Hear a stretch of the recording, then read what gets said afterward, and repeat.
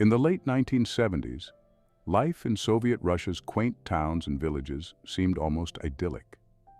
Families gathered around dinner tables, sharing stories and laughter. The air was filled with home-cooked meals, children's laughter, and heartfelt conversations. Community bonds were strong and trust held society together. The town of Shakhty in the Rostov region was no exception. Daily life was predictable and comforting. However, beneath this peaceful exterior, a nightmare was taking root. His name was Andrei Chikatilo, soon infamous as the Butcher of Rostov.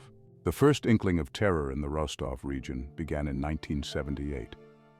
On a cold December day, 9-year-old Yelena Zakotnova's body was found by a river. Her brutalized remains shocked the tight-knit community. The innocence of youth was stolen and safety vanished. Police struggled to find leads, baffled by the savagery. Fear seeped into daily life, replacing tranquility with dread. Yelena's murder was just the beginning. Andrei Chikatilo was preparing to unleash a reign of terror.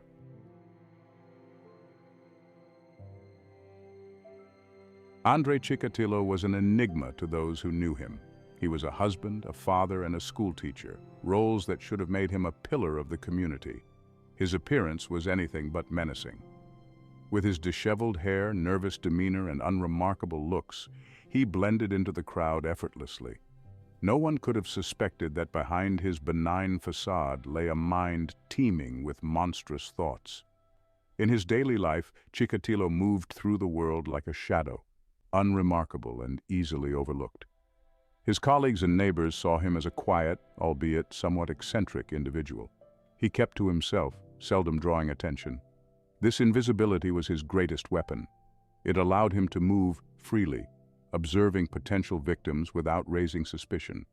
As the bodies began to mount, the true scale of his depravity started to become evident. Yet, he remained a ghost, slipping through the fingers of law enforcement time and again. The police, constrained by the limitations of their investigative techniques and an unwillingness to believe that one man could be responsible for such atrocities, were left floundering. The townsfolk, meanwhile, were caught in a web of fear and confusion. How could a monster walk among them unnoticed? How could someone so ordinary commit acts so extraordinarily evil? The realization that the threat came from within their own ranks was both horrifying and paralyzing. Chikatilo's ability to mask his true nature made him not just a predator, but an invisible monster, a phantom who could strike anywhere, anytime.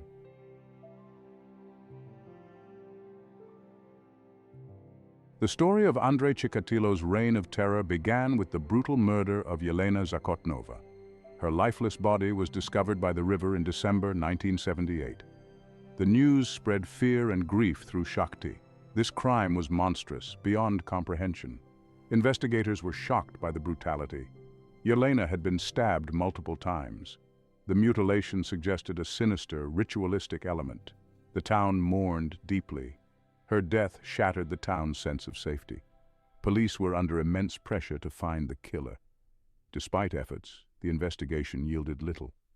Fear grew as days turned into weeks. In the aftermath of Yelena Zakotnova's murder, the police were desperate for leads. Suspicion fell on several local men, and a wave of arrests followed. However, each new suspect brought hope that was quickly dashed. The investigations were marred by false leads, and the real killer remained at large. The frustration of the community was mirrored by the investigators. One of the most tragic aspects was the wrongful arrest of Alexander Kravchenko. Kravchenko had a prior record, making him an easy target. Under pressure, he confessed to a crime he did not commit. This miscarriage of justice emboldened the real killer. Panic in Shakhty spread like a contagion. Once quiet streets now echoed with whispers of fear. Every stranger became a potential threat. The atmosphere was charged with anxiety. The lack of progress deepened the sense of helplessness. As the months dragged on, the killer struck again. Each new body added to the terror. The pattern of violence was unmistakable. The community was gripped by paranoia. The psychological toll on the townsfolk was immense.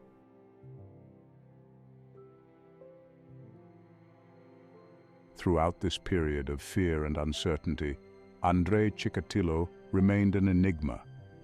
His outward appearance and behavior were disarmingly normal. He was a husband and father, roles that should have made him a figure of stability and respect within the community. As a schoolteacher, he was entrusted with the care and education of young minds. This facade of normalcy was his greatest weapon, allowing him to evade suspicion and continue his heinous acts. Chikatilo's colleagues and neighbors saw him as a quiet, somewhat eccentric man who kept to himself. His nervous demeanor and unremarkable appearance made him blend into the background effortlessly. In a community searching for a monster, he was hiding in plain sight, his ordinary life serving as the perfect camouflage.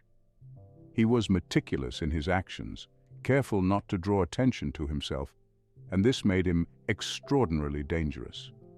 The true horror of Chikatilo's crimes lay not just in their brutality, but in the realization that he was someone who could walk among his neighbors unnoticed. He attended social gatherings, participated in community events, and interacted with others without raising any suspicion. This ability to mask his true nature allowed him to move freely and observe potential victims, making his predatory behavior even more insidious. As the body count rose, the police were under increasing pressure to solve the case. Yet Chikatilo remained elusive. His understanding of human behavior allowed him to manipulate those around him, presenting himself as harmless. This made the task of identifying him all the more difficult for the investigators. The community, meanwhile, was left to grapple with the terrifying notion that the killer could be anyone among them, even someone they considered a friend or neighbor. The facade of normalcy that Chikatilo maintained was both his shield and his sword. It provided him with the cover to continue his reign of terror while simultaneously deepening the sense of betrayal felt by the community when his true identity was finally revealed. The butcher of Rostov was not some distant bogeyman. He was one of their own, and that made his crimes all the more chilling. Andrei Chikatilo's methods were chillingly systematic, reflecting the mind of a predator who meticulously planned his attacks. He was not driven by uncontrollable rage. His approach was cold and calculated. Chikatilo would often spend days scouting his potential victims. He observed their routines, noted their vulnerabilities, and waited for the perfect moment to strike. He had a keen eye for those who seemed most vulnerable. Chikatilo's ability to connect with his victims under false pretenses was a testament to his manipulative prowess. He often posed as a friend, a helper, or even a concerned adult. His calm demeanor and seemingly benign appearance disarmed those he preyed upon. Once Chikatilo had chosen his victim, he would lure them to a secluded location under various pretenses. These strategies were disturbingly effective, allowing him to lead his victims away without raising alarm.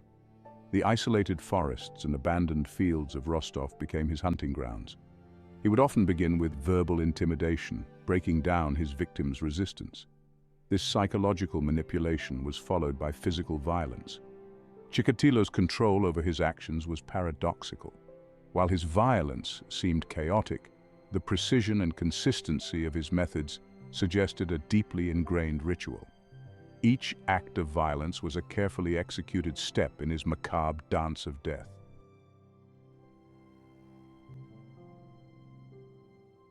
Section 2. The Psychological Torment. The physical brutality of Chikatilo's crimes was only one aspect of his sadistic nature. The psychological torment he inflicted on his victims was equally horrific. He derived immense pleasure from the fear and helplessness of those he preyed upon. The moments leading up to their deaths were a twisted form of psychological warfare. He would often engage in a sickening game of cat and mouse. His victims were subjected to a horrifying ordeal. Chikatilo's need to see the fear in their eyes was a fundamental part of his psychopathy. It was this psychological domination that fed his dark desires.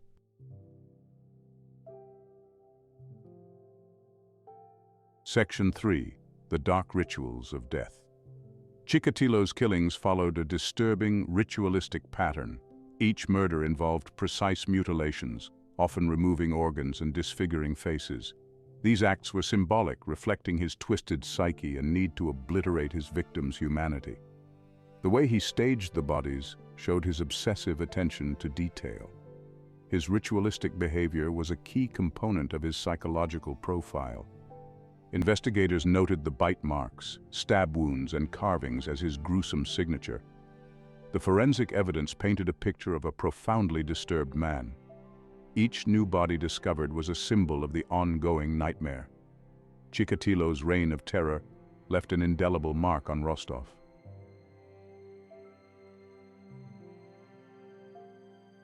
Section 1. Law enforcement's struggle. In the late 70s and early 80s, Soviet law enforcement faced unprecedented challenges with Chikatilo's murders.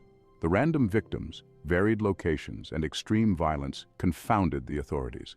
Outdated methods and lack of resources hampered initial investigations. The Soviet police, bound by bureaucracy and lacking modern forensic techniques, struggled to make sense of the crimes. The randomness of Chikatilo's attacks made it difficult to establish a clear pattern. The concept of a serial killer was often dismissed as a Western phenomenon. This denial prevented the authorities from seeking external help. The lack of interdepartmental coordination also impeded the investigation. These inefficiencies allowed Chikatilo to continue his spree unchecked.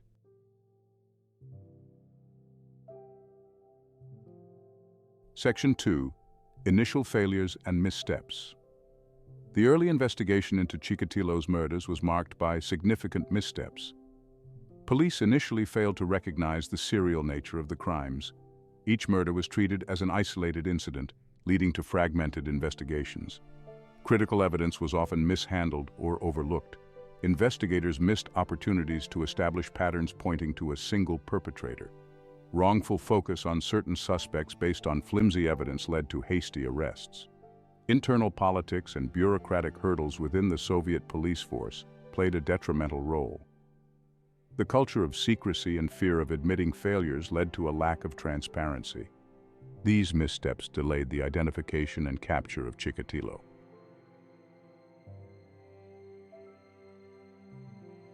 Section 3. The wrongful arrests. The investigation into Chikatilo's murders saw several wrongful arrests. Innocent men with previous criminal records were subjected to brutal interrogations. Alexander Kravchenko was coerced into confessing and convicted for a murder he didn't commit. These wrongful arrests allowed the real killer to continue his spree. Chikatilo grew bolder, confident he was beyond the police's reach. These mistakes eroded public trust in law enforcement. The community realized the police were failing to protect them and victimizing innocent people. This mistrust hindered the investigation further. These early missteps delayed justice and allowed Chikatilo to continue his reign of terror.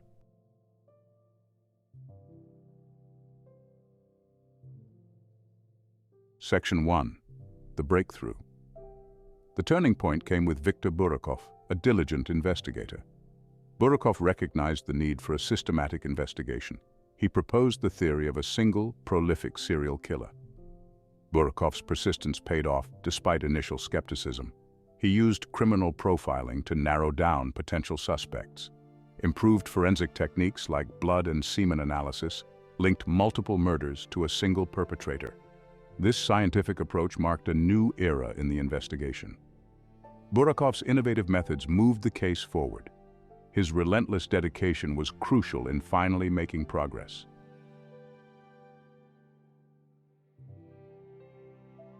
With a clearer understanding of the killer's profile, Burakov's team intensified their efforts. Surveillance was ramped up in areas where Chikatilo was likely to strike. Undercover officers were stationed in public places frequented by potential victims. Burakov established a special task force dedicated to tracking known suspects. The pressure on Chikatilo increased as the net tightened. He was observed acting suspiciously near a train station. The surveillance team flagged him as a person of interest. Chikatilo was caught disposing of evidence from a murder. He was apprehended by undercover officers. Burakov's relentless pursuit had finally paid off.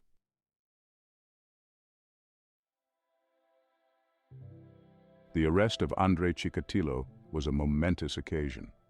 After years of fear, the monster was finally behind bars. Burakov and his team faced the task of extracting a confession. Chikatilo initially feigned innocence. The overwhelming evidence and Burakov's tactics wore down his defenses. The interrogations were intense, with psychological manipulation. Chikatilo finally confessed to the murders in graphic detail. His confessions provided crucial information that corroborated forensic evidence. The final capture marked the end of a long investigation. For the victims' families, it brought a measure of closure.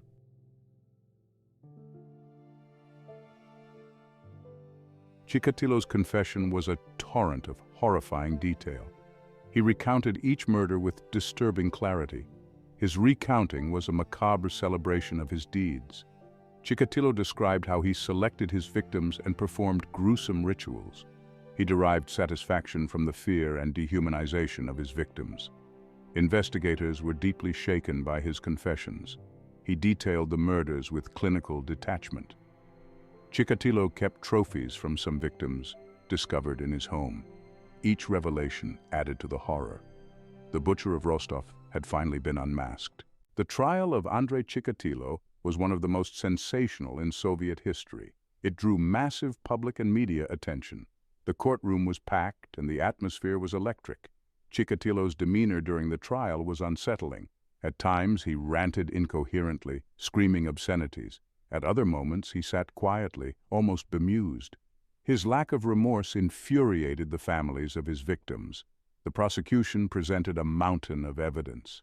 Finally, in October 1992, Chikatilo was found guilty and sentenced to death.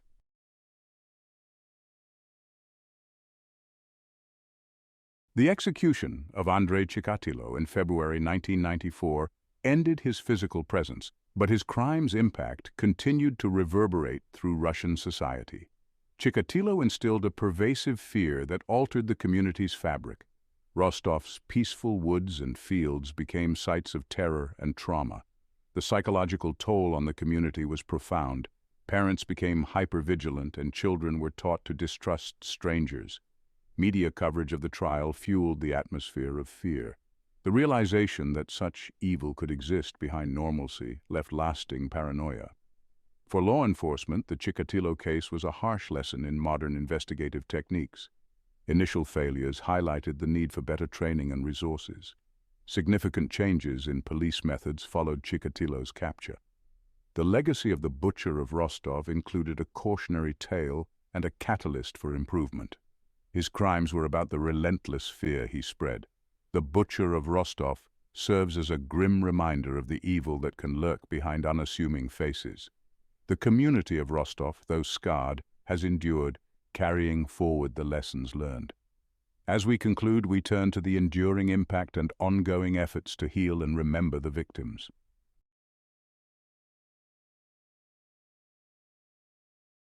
Andrei Chikatilo's trial concluded in October 1992 with a guilty verdict on 52 counts of murder, culminating in a death sentence.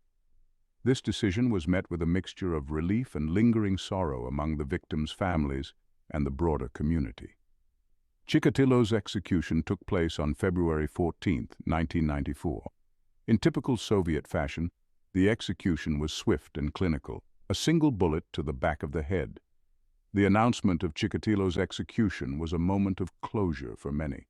However, the sense of justice was tempered by the haunting memories of his crimes and the understanding that nothing could undo the pain and loss experienced by the victims and their families.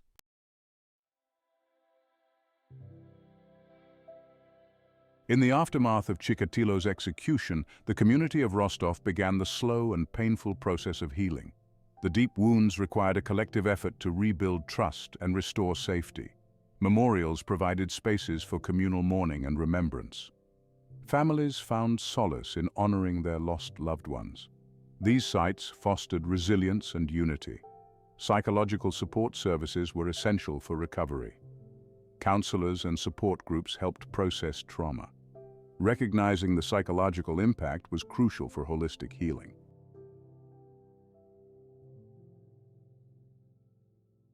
The case of Andrei Chikatilo left indelible marks on Russian society. It was a stark reminder of the depths of human depravity behind a facade of normalcy. The lessons learned have had profound implications for law enforcement and community safety. Modern investigative techniques and interagency cooperation became crucial. Communities learned the importance of vigilance and fostering a culture of awareness. The butcher of Rostov's legacy is a complex one. It underscores the importance of community, vigilance, and the relentless pursuit of justice.